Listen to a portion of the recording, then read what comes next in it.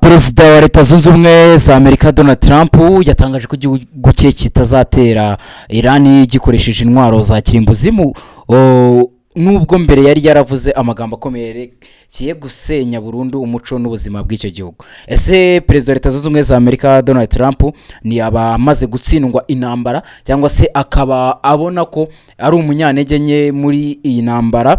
Imbaraga za leta ya Iran zikaba zikomeje kurenga urwego rwe ndetse n'igihugu cye yayoboye cya Leta Zunze Ubumwe za Amerika, deko yavuze ko agiye gukuraho ubutegetsi bwa Iran ndetse agasenya n'ibikorwa remezo bya Iran. Ibyo ndaje tubiganireho.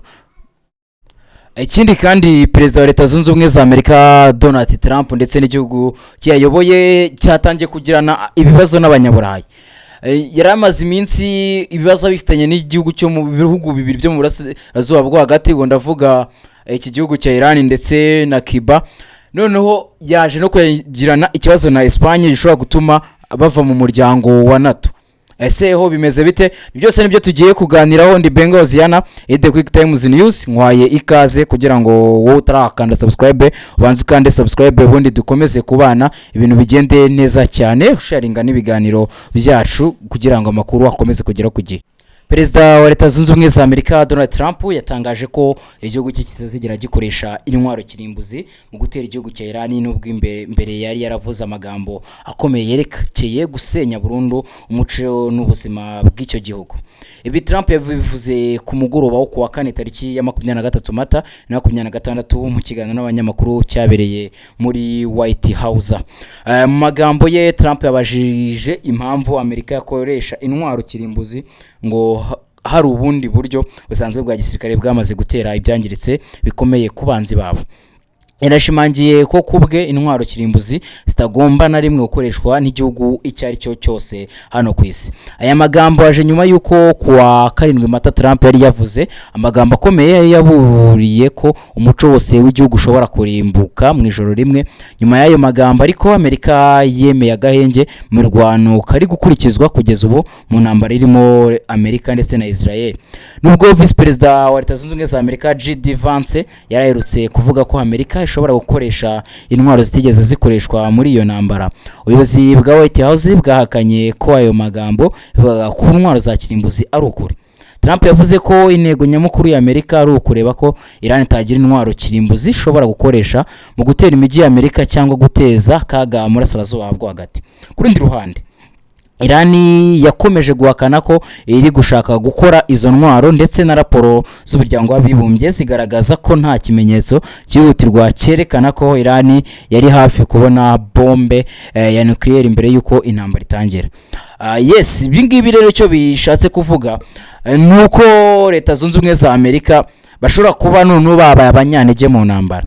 Nibyo mbona biri kugarukaho cyane ko nimba Perezida Donald Trump ibyo atangaza amaze igihe kinini ari kugenda yivuguruza, uko mu minsi ishize yari yatangaje ko agiye kurimbura Iran. Ubu ngubu ikigezweho ahubwo ni gushaka inzira y'ibigano cyangwa gukoresha ubundi buryo bwa gisirikare.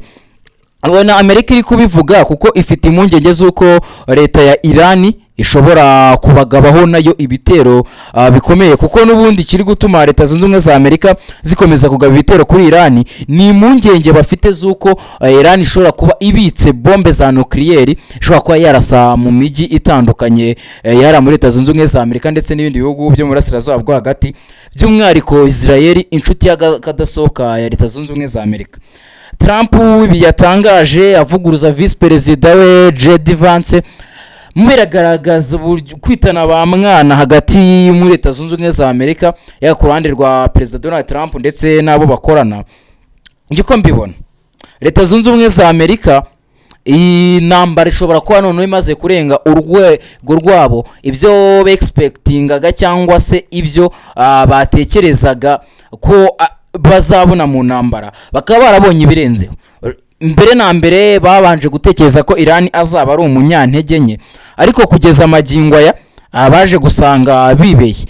Donald Trump yagiye kenshi yagerageza gutera ubwoba leta ya Iran, ariko ntibyigeze bimuhira na gato. Yaje gusanga leta ya Iran nta kibazo bifiteho byo kwitera ubwoba, ntacyo bibwiye, ahubwo nayo ntiyagize ubushobozi bwo kuba yarasa kuri leta zunze ubumwe za Amerika, ariko yakoze reaction ishobora gutuma leta zunze ubumwe za Amerika bagiramo ikikango ko Iran yahise ijya gutera ibihugu byo muri Burasirazuba bwo hagati bisanzwe ari inshuti na leta zunze ubumwe za Amerika. Ibi ni bimwe mu bintu byatumye noneho ubutegetsi bw'i Washington bushaka ibiganiro by'amahoro hagati yabo n'ab'i Tehran no gukomeza kurebera hafi ibijyanye n'iki kibazo cya leta zunze ubumwe za Amerika ndetse na Iran. Ibibazo byo muri Burasirazuba bwo hagati biraherera ese Iran yo na gafu k'imvugo rumwe ku buryo mva badakoresheje intwaro za kirimbuzi leta y'i Washington ishobora kuba yatsinda leta y'i Tehran. Ese ibiganiro noneho Amerika iraza guca bugufi bajye mu biganiro cyangwa se Iran iraza guca bugufi bakomeza ibiganiro?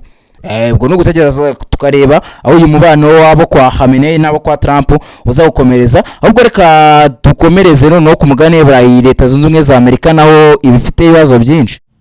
Naho leta zunze ubumwe za Amerika zishobora gufatira ibihano igihugu cya Espagne byo kuyikura mu muryango wa OTAN kubera kwinangira kwifasha mu ntambara hanganyemo na Iran.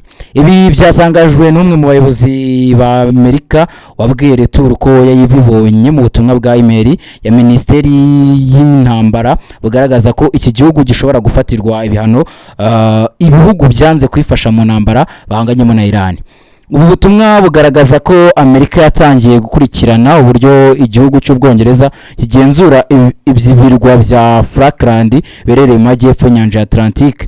Ubwo butumwa burimo ingingo yerekana ko Amerika yarakariye ibihugu byanze kubifasha uburenganzira bwo gukoresha ibirindiro byayo muri ibyo bihugu mu kukurasa Iran. Umwe mu bayobozi ba OTAN babajijwe niba bishoboka ko igihugu kimwe gishobora gukura ikindi muri uyu muryango, yavuze ko bidashoboka habe na gato. Naho perezida wa leta zunze ubumwe za Amerika Donald Trump yakunze kumvikana nenga ibihugu byo mu muryango wa OTAN kubera ko byanze kohereza ubufasha igihugu cye mu kureba uburyo hafungurwa umuyoboro wa Hormuz. Kuva tariki ya 28 Amerika na Israel byagaba ibitero kuri Iran, Washington yari yizeye ubufasha bwabo mu Burayi cyane ko ari inshuti n'iki gihugu cya leta zunze ubumwe za Amerika. Nabwo yasabye Ubwongereza kubafasha mu buryo butandukanye. Amerika ishaka gukoresha ibirindiro by'Ubwongereza ariko buba ibamba. Ku rundi ruhande Espagne yimye uburenganzira Amerika gukoresha ibirindiro by'ingabo byo mu bice bya Rota na Moroni kugira ngo igabe ibitero muri Iran.